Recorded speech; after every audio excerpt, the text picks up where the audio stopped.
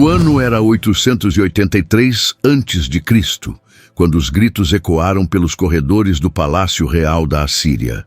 Nas câmaras de tortura, homens eram costurados vivos dentro de peles de animais, enquanto seus algozes aguardavam pacientemente que o couro secasse ao sol.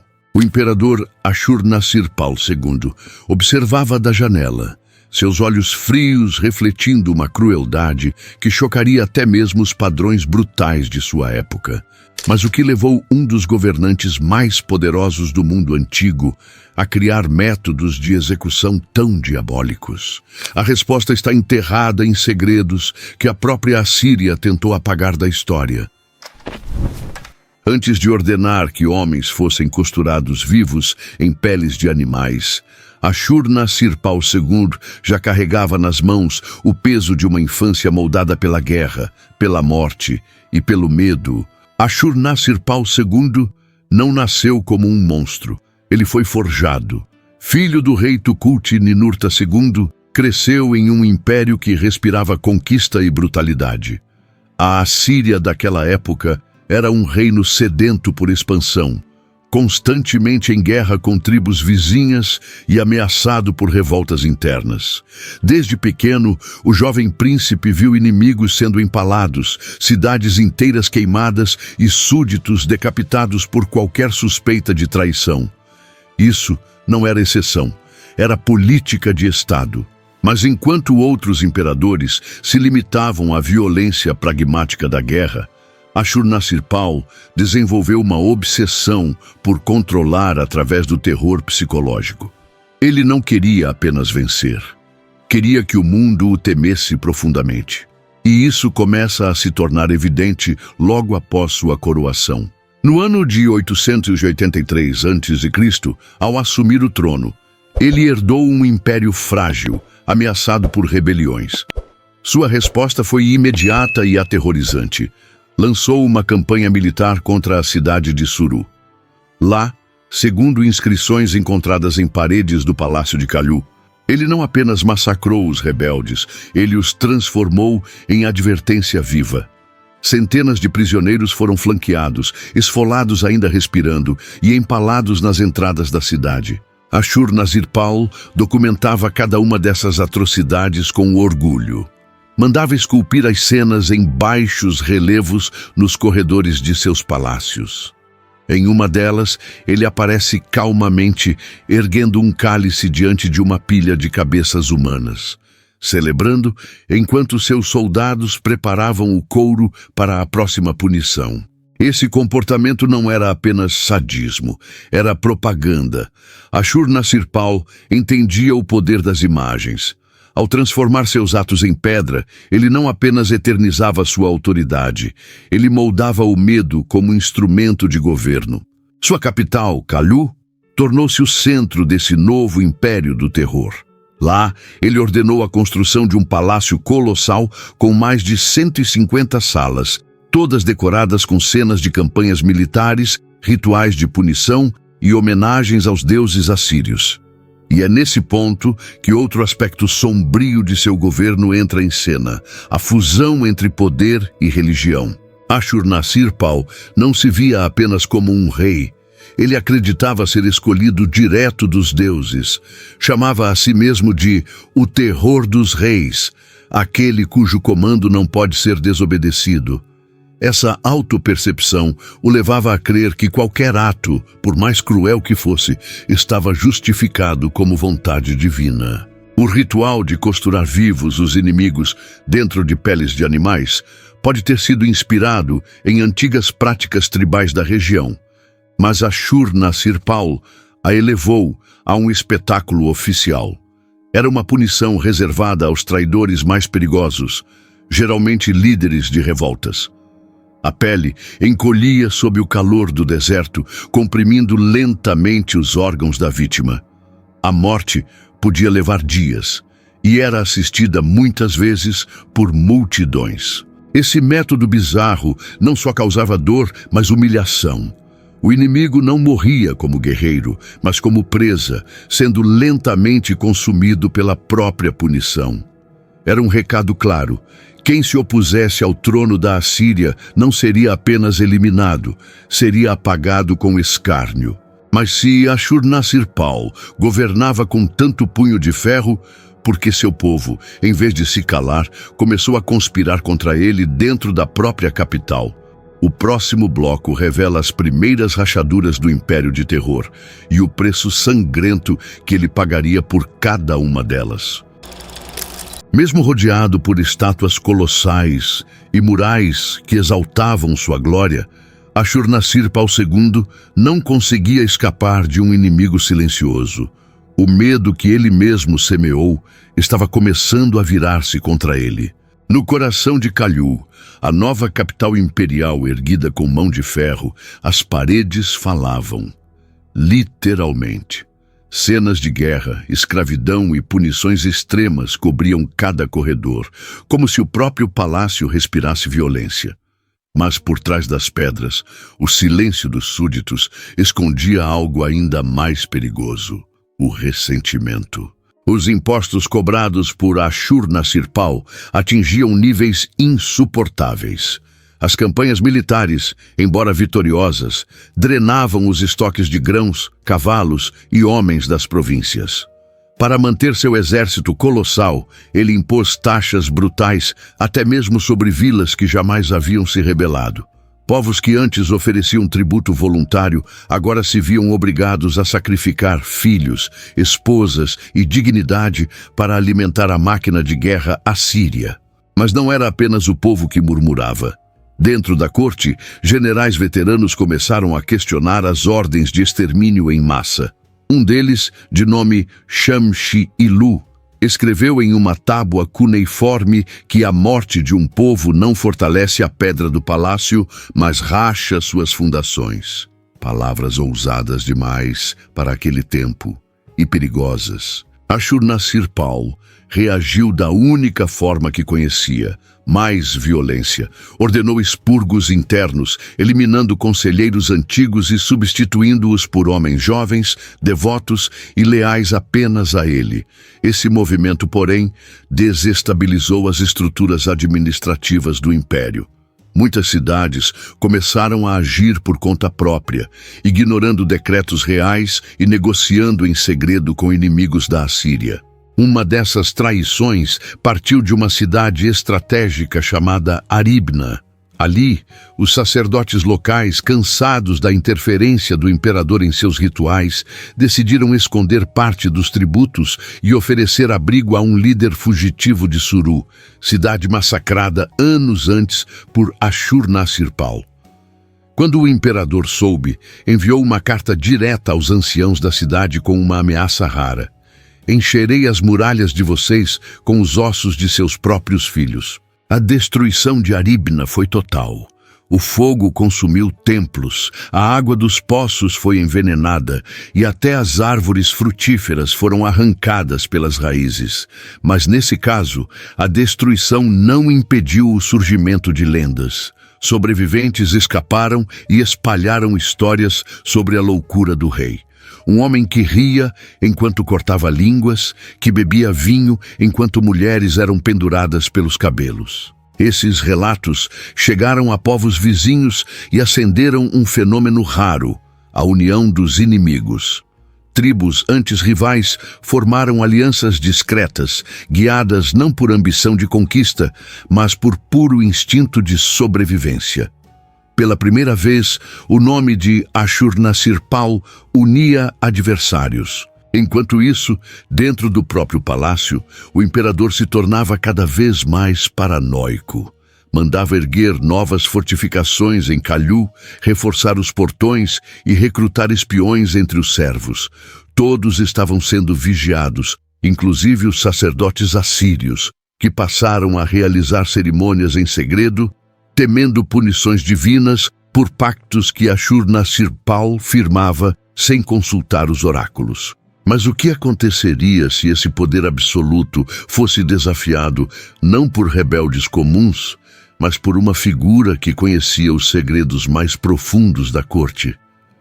No próximo bloco, surge o homem que ousou enfrentar Ashurnasirpal. de dentro do próprio trono. Se você tivesse vivido na época de Ashur-nasir-pal-sagur, teria coragem de desafiar um rei como ele? Ou usaria o silêncio como escudo? Comenta aqui embaixo o que você faria diante de um tirano assim. Vou ler todos os comentários com atenção.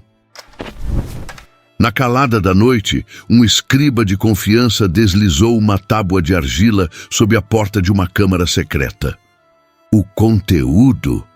Um plano para matar o homem mais temido do mundo, o próprio imperador. Dentro do círculo mais próximo de Ashur-nasir-pal-II, havia um homem chamado Bel-tarsi-ilu.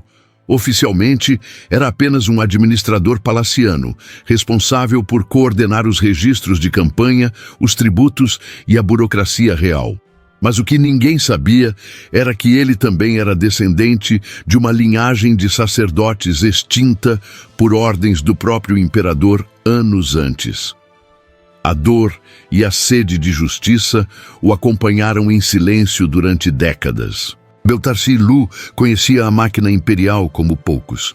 Sabia quais generais haviam sido afastados, quais escribas tinham medo e quais guardas estavam insatisfeitos com os constantes turnos de vigilância noturna. Ele não precisava de espadas, apenas de palavras. Começou então a espalhar pequenos fragmentos de descontentamento entre os servos da elite. Um olhar aqui, uma tábua ali, até que o medo se tornasse dúvida e a dúvida virasse uma faísca. O plano era ousado: envenenar o vinho real durante a cerimônia da colheita. O momento escolhido não era aleatório. Era quando o imperador costumava se mostrar mais vulnerável, em público, cercado de aliados e sacerdotes. Bel-tarsi-ilu acreditava que, se o rei morresse diante da multidão, sua aura de invencibilidade seria destruída. Mas os ventos não sopravam a seu favor. Um dos cúmplices, um jovem copeiro chamado Nabu-Nassir, vacilou. Sentindo-se observado por um guarda, revelou o plano durante uma confissão no templo de Ishtar. A punição foi imediata. Nabu-Nassir foi esfolado vivo diante de todos os servos, e suas peles penduradas nas portas do palácio como bandeiras de advertência. Ashur-nasir-pal não parou por aí. Ordenou que todo o círculo de confiança fosse investigado, incluindo escribas, sacerdotes e até membros da própria família. Bel-tarsi-ilu, pressionado e sem mais rotas de fuga, fez algo inesperado. Confessou, mas não implorou por perdão. Diante do rei, ele olhou fixamente e disse: "Você quer que o mundo te tema, mas o mundo inteiro já te odeia. A morte te encontrará não pelas mãos de um homem, mas pelas mãos da própria história." Ashur-nasir-pal ficou em silêncio por instantes. Não ordenou uma execução imediata como era de se esperar. Em vez disso, decidiu usar Bel-tarsi-ilu como uma última mensagem de poder. Mandou que ele fosse costurado vivo dentro da pele de um leão, o símbolo do poder assírio. O couro seria deixado exposto ao sol diante da entrada do templo principal de Kalhu por 7 dias. A morte do traidor virou espetáculo, mas algo estranho começou a acontecer. Durante esses 7 dias, relatos surgiram de que os pássaros que sobrevoavam o corpo costurado morriam ao pousar. Servos diziam ouvir sussurros vindos do cadáver, como se a alma de Bel-tarsi-ilu não tivesse partido. Outros juravam que o rosto do imperador, nos murais do palácio, parecia ter perdido a expressão de domínio. Era como se um mal invisível começasse a rondar Kalhu. Esse episódio marcou o início de um clima sombrio e silencioso no império. Nada de visível aconteceu imediatamente, mas a corte começou a operar sob tensão constante. Guardas evitavam o olhar do imperador. Oráculos se recusavam a interpretar os presságios. E em locais afastados, surgiam boatos de que deuses antigos estavam se voltando contra o rei. Mas o que realmente assombrou Ashur-nasir-pal-II não foram as mortes, e sim os sonhos. No próximo bloco, mergulhamos nas visões perturbadoras que atormentaram o imperador até seus últimos dias.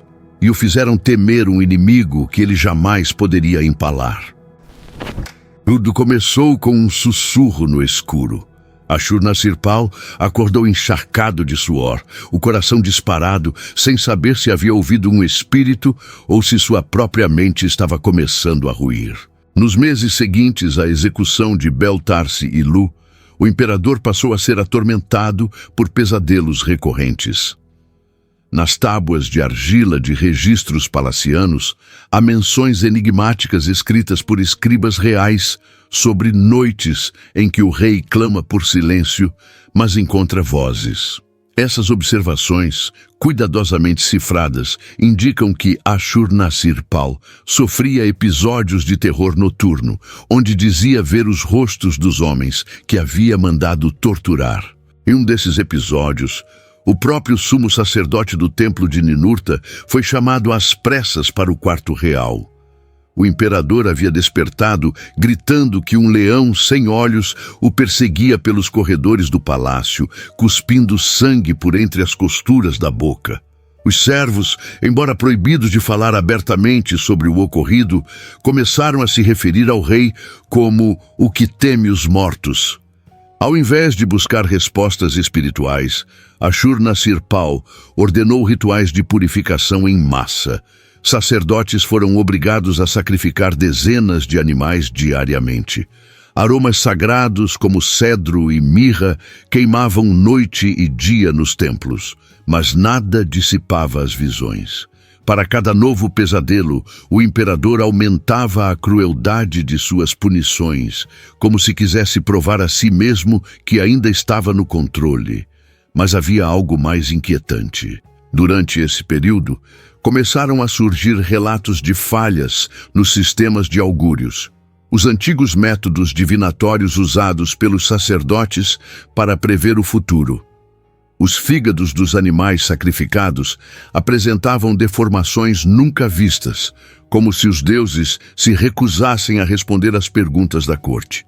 Os pássaros sagrados, libertados nas cerimônias, voavam em direções erradas ou morriam antes de serem soltos.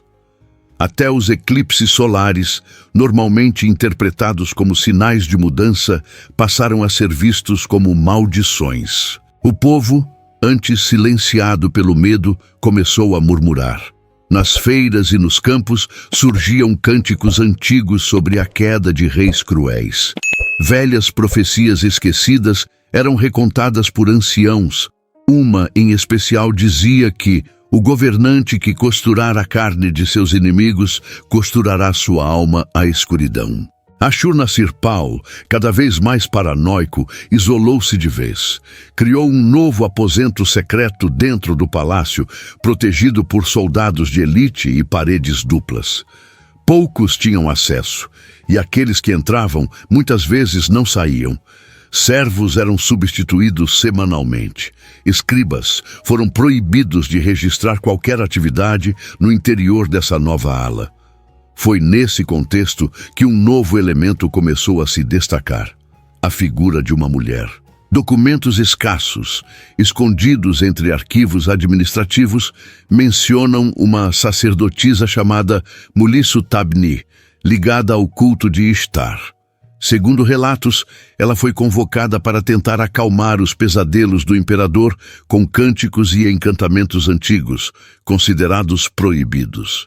Diziam que ela não temia a presença do rei e que durante suas visitas ele permanecia em silêncio absoluto, como se estivesse diante de algo maior que ele mesmo. Não se sabe ao certo o que ela viu, mas depois de seu último encontro com Ashurnasirpal, Mulissu-Tabni desapareceu. Nenhum corpo foi encontrado. Apenas um colar de pedras negras, deixado sobre o trono vazio na sala do trono, cercado de marcas de unhas nas paredes. A partir desse dia, o rei não foi mais visto em público, mas as execuções voltaram a se intensificar, com um detalhe ainda mais macabro. Agora, os corpos eram enterrados sem cabeça. No próximo bloco, o Império começa a se voltar contra si mesmo, e os fantasmas da história cobram sua dívida. A Síria ainda estava em pé. Mas já não respirava. O que antes era um império temido havia se transformado numa máquina sem rumo, alimentada por paranoia, rituais obscuros e execuções silenciosas. O afastamento de Ashurnasirpal II do convívio público não significou ausência de comando. Pelo contrário, os decretos se tornaram mais frequentes, mais imprevisíveis e ainda mais cruéis. O império passou a operar como um corpo com o cérebro em delírio.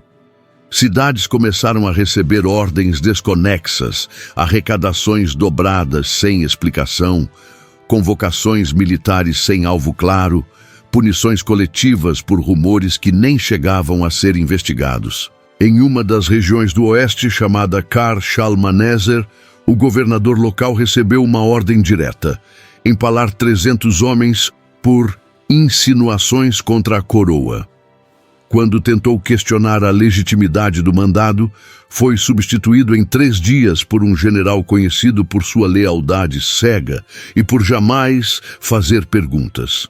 Esse padrão se repetiu em diversas regiões do império, abrindo espaço para uma nova geração de oficiais que não serviam à Assíria, mas ao medo pessoal do imperador. O povo começou a desaparecer, literalmente.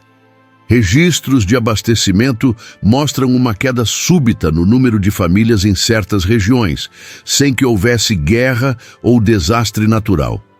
Estudiosos modernos sugerem que Ashurnasirpal ordenou a deportação silenciosa de milhares de pessoas consideradas potencialmente instáveis. Mas há quem defenda uma teoria ainda mais sinistra: que muitos desses desapareceram em rituais secretos ligados à antiga religião mesopotâmica, em uma tentativa desesperada do rei de recuperar a proteção divina. Nesse período, surgem relatos de uma nova casta dentro da estrutura imperial: os portadores do fogo. Eram homens encapuzados, sem identificação oficial, que conduziam expurgos noturnos nas cidades mais distantes.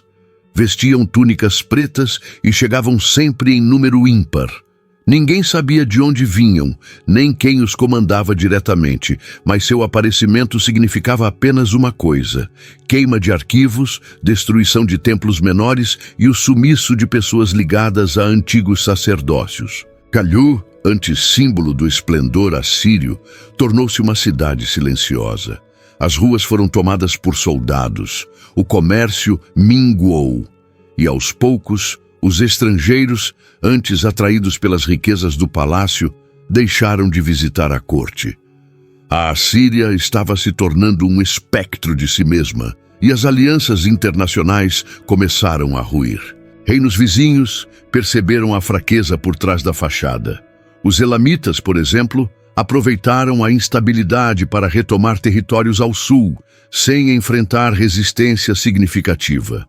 Os hurritas, ao norte, voltaram a circular em regiões que haviam sido devastadas por Ashurnasirpal uma década antes. Mas a Assíria, absorta em seu próprio colapso interno, não respondeu. Dentro da elite governamental, um clima de traição se instalou. Era impossível saber quem ainda era aliado de quem. Os generais pararam de trocar informações entre si com medo de serem denunciados. A burocracia foi paralisada por duplicação de ordens, falsificações e boicotes silenciosos. E enquanto tudo isso acontecia, o imperador permanecia trancado no palácio. Reza a lenda que, em seu aposento escuro, ele mantinha ao lado do trono uma pilha de objetos tomados de seus inimigos: colares, espadas, pedaços de cerâmica e pedaços de pele curtida. Testemunhas relatam que ele passava horas encarando esses fragmentos como se tentasse entender algo que lhe escapava. Mas havia uma última peça nesse quebra-cabeça sombrio: o sucessor. Um jovem que crescia nas sombras do pai, observando tudo, aprendendo em silêncio. No próximo bloco, a tragédia atinge seu clímax, e a herança de sangue de Ashurnasirpal prepara seu golpe final.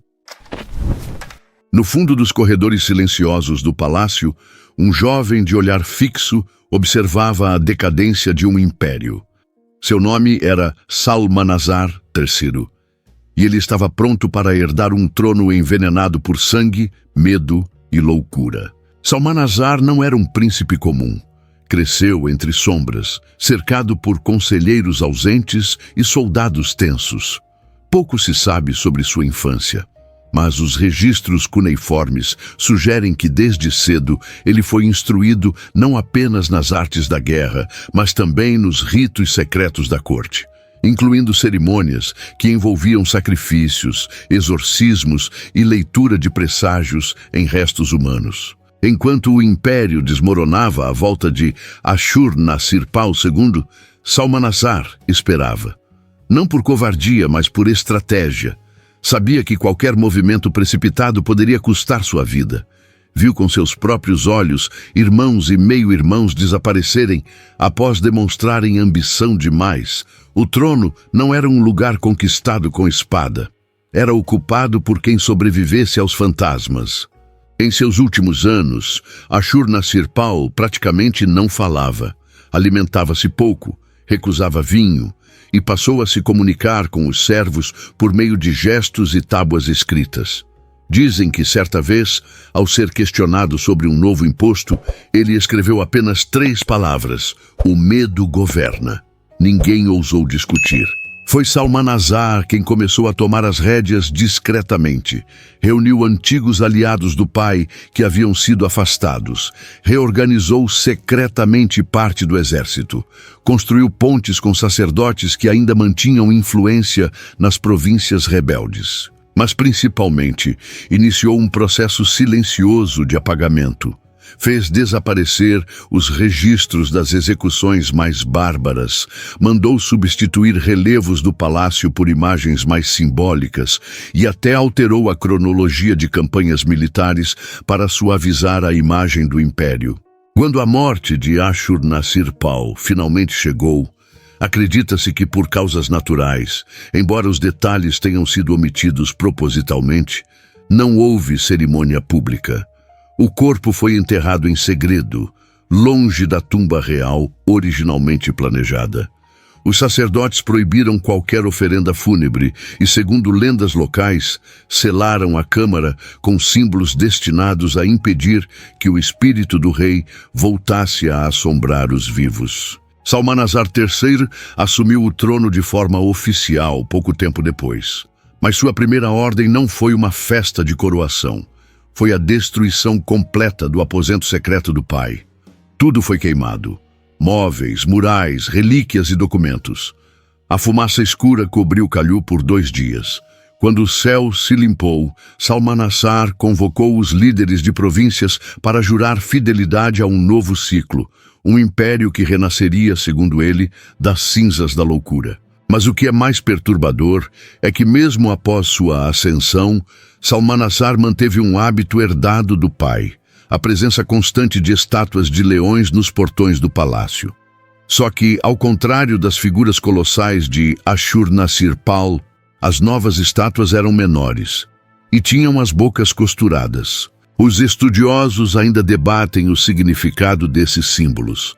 Alguns acreditam que era um tributo silencioso à dor causada. Outros veem como um lembrete do limite que não deveria mais ser ultrapassado. Há também os que afirmam que era uma tentativa de manter o espírito do pai em silêncio, selado para sempre sob pedra e história. Mas se a crueldade de Ashur-nasir-pal foi apagada das tábuas oficiais, como ela sobreviveu até os nossos dias? A resposta está onde ele jamais imaginou que seria traído, nos próprios muros que mandou esculpir. A Assíria tentou apagar os rastros.